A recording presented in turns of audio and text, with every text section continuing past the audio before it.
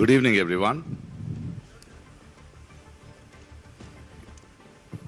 First of all, thank you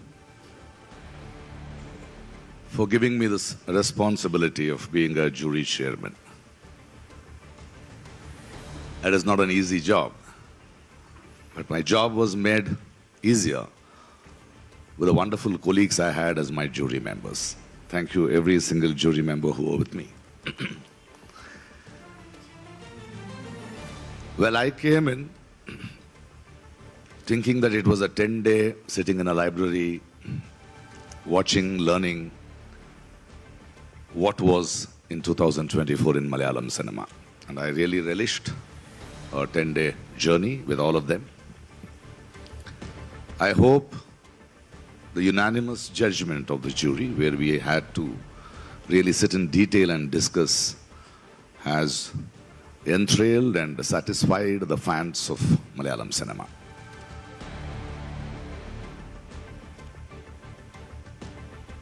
On behalf of the jury, I have a few observations to make, and after that I'm open for any questions you all have. The first observation I would like to make is about the children's cinema. This year, jury did not give the best children's film and the best child artist, boy and girl. For the simplest reason, we did not find a single film or a single attempt to make a children's film. So with great request and humility, we request the film fraternity to please think of making children's film. The film fraternity, the directors, writers should realize that in a society, it is not just the elders, it is not just the youngsters. Children are part of this society. What children think, what they understand, what is their world has to be made into cinema. Just some children casted in films just to say the heroine is a mother or a hero is a father is not children's cinema. It is not children's cinema at all, because we need to know what children think in the society. They are a very important part of this evolution. And none of the films talked about children's perception, or a few child actors were not speaking their age. They were just props. And I think it is a high time, because we have fought why there were no women-oriented films, women-represented films, strong women characters. And it took decades for men of this industry or the so-called big guys of the industry to realize that we need stronger character to women. I think now is the time to understand that we need to understand what children are. വലിയൊരു അംഗീകാരമാണ്. എല്ലാവരോടും ഞാൻ നന്ദി പറയാണ്. Award കിട്ടിയ മമ്മൂക്കയ്ക്കും ഷംല ഹംസ അവർക്ക്, പിന്നെ ഇന്നെന്നല്ല എല്ലാ അവാർഡ് ലഭിച്ചിട്ടുള്ള ഈ വർഷത്തെ എല്ലാ വിജയികൾക്കും, അതുപോലെ അതിനകത്ത് നോമിനേറ്റഡ് ആയിട്ടുള്ള എല്ലാവരും എനിക്ക് തോന്നുന്നു ടൈറ്റ് കോമ്പറ്റീഷൻ ആയിരുന്നു. എല്ലാവരും നല്ല മികച്ച പ്രകടനമാണ് കാഴ്ചവെച്ചത്. അപ്പൊ എല്ലാവർക്കും അഭിനന്ദനങ്ങൾ. ഇത്രയൊക്കെ ഉള്ളൂ. വളരെ സന്തോഷം. Thank you. അതെ അതെ അതെ അതെ thank you so much. So as A producer I am proud. So അതുപോലെ ഞങ്ങളുടെ ഹോൾ ടീം എല്ലാവരും എന്താ പറയുന്ന, ഈ അവാർഡ് കിട്ടിയെന്ന് പറയുമ്പോൾ എല്ലാവർക്കും ഒരു ഉത്തേജനമാണല്ലോ. So thank you so much. അതെ അതെ അതെ ലാജോയ്ക്കും താങ്ക്സ്. അറിയില്ല എനിക്ക് എന്ന് പറഞ്ഞാൽ നല്ല ഓഫേഴ്സ്, എനിക്ക് എക്സൈറ്റിംഗ് ആയിട്ടുള്ള ഓഫേഴ്സ് വരികയാണെങ്കിൽ തീർച്ചയായും അഭിനയിക്കണം എന്നാണ് എന്റെ ആഗ്രഹം. എല്ലാം വരുന്ന പോലെ. അതെ അതെ അതെ കുറെ നാളിന് ശേഷം ആക്ച്വലി ഞാൻ അതിന് അമലിനോട് ഭയങ്കരമായിട്ട് ഞാൻ താങ്ക്ഫുൾ ആണ്. അമലാണ് എന്റെ ഒരു കോൺഫിഡൻസ് ബിൽഡ് ചെയ്ത് ഈ സിനിമ എനിക്ക് ചെയ്യാൻ പറ്റും, അല്ലെങ്കിൽ ഈ ക്യാരക്ടർ എനിക്ക് ചെയ്യാൻ പറ്റും എന്നുള്ളൊരു കോൺഫിഡൻസ് തന്നത് അമൽ തന്നെയാണ്. അപ്പം വലിയൊരു താങ്ക്സ് അമലിനാണ്. അപ്പം നിങ്ങക്ക് കുടിക്കാൻ ഞാൻ ചായ ജ്യോതിർമയാണ് ഇപ്പോൾ സംസാരിച്ചത്. എന്തായാലും മികച്ച നടനുള്ള പുരസ്കാരം മമ്മൂട്ടി നേടിയിരിക്കുന്നു ഭ്രമയുഗത്തിലൂടെ.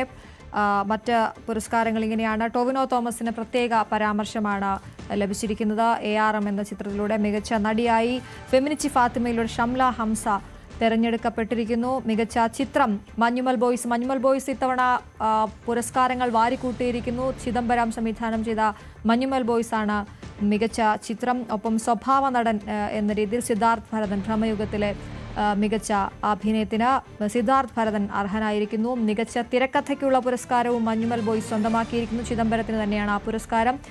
മികച്ച സംവിധായകൻ മഞ്ഞുമൽ ബോയ്സിലൂടെ ചിദംബരം സ്വന്തമാക്കിയിരിക്കുന്നു. ഒപ്പം സൗബിൻ ഷാഹിറിന് സ്വഭാവ നടനുള്ള പുരസ്കാരമുണ്ട്. അതും മഞ്ഞുമൽ ബോയ്സിലെ പ്രകടനത്തിനാണ്.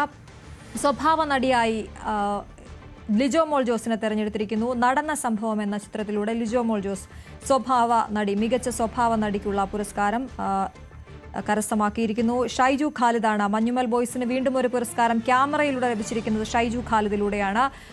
ഒപ്പം ഗാനരചയിതാവ്, അത് എടുത്തു പറയേണ്ടതാണ്, വേടനാണ്.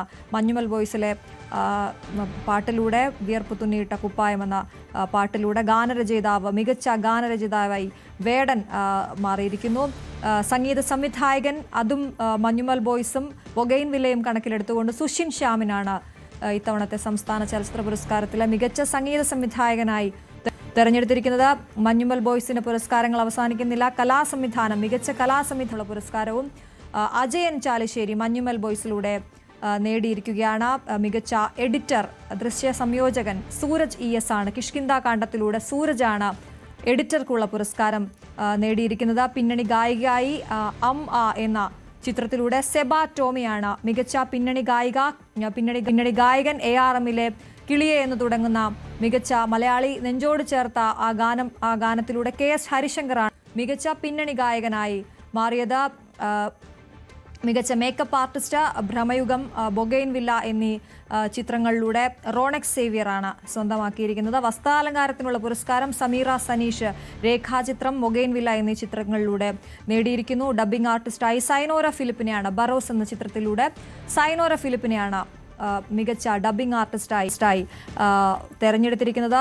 ഏറ്റവും കലാമൂല്യമുള്ള ജനപ്രിയ ചിത്രം എന്ന പുരസ്കാരമാണ് പ്രേമലു നേടിയിരിക്കുന്നത്. AD ഗിരീഷ് സംവിധാനം ചെയ്ത പ്രേമലു മികച്ച കലാമൂല്യമുള്ള ജനപ്രിയ ചിത്രം എന്ന പുരസ്കാരത്തിന് അർഹരായിരിക്കുന്നു. മികച്ച വിഷ്വൽ എഫക്റ്റ് ജിതിൻ ലാലാണ് അർഹനായിരിക്കുന്നത്. ARM എന്ന ചിത്രത്തിലൂടെയാണ് വിഷ്വൽ എഫക്റ്റിനുള്ള പുരസ്കാരം ജിതിനിലേക്ക് എത്തിയിരിക്കുന്നത്. മികച്ച നവാഗത സംവിധായകൻ, നമ്മൾ നേരത്തെ സംസാരിച്ച ഫെമിനിച്ചി ഫാത്തിമ എന്ന ചിത്രത്തിലൂടെ ഫാസിൽ മുഹമ്മദ് നേടിയിരിക്കുകയാണ്. മികച്ച നവാഗത സംവിധായകൻ ഫാസിൽ മുഹമ്മദാണ്. ഇത്തരത്തിൽ മമ്മൂട്ടിക്ക് 6 മികച്ച നടനുള്ള 6 പുരസ്കാരങ്ങളാണ് ഇതുവരെ, 6 കേരള പുരസ്കാരങ്ങൾ, സംസ്ഥാന പുരസ്കാരങ്ങളാണ് മമ്മൂട്ടിയിലേക്ക് എത്തിയിരിക്കുന്നത് എന്നുള്ളതാണ്. ഇപ്പോൾ ഭ്രമയുഗത്തിലൂടെ വീണ്ടും മമ്മൂട്ടിയിലേക്ക് പുരസ്കാരം എത്തിയിരിക്കുന്നു. ഒപ്പം ടൊവിനോ തോമസിന് പ്രത്യേക പരാമർശമാണ് ലഭിച്ചിരിക്കുന്നത്. മമ്മൂട്ടി മികച്ച നടനായി വീണ്ടും തെരഞ്ഞെടുക്കപ്പെട്ടിരിക്കുകയാണ്. ഭ്രമയുഗം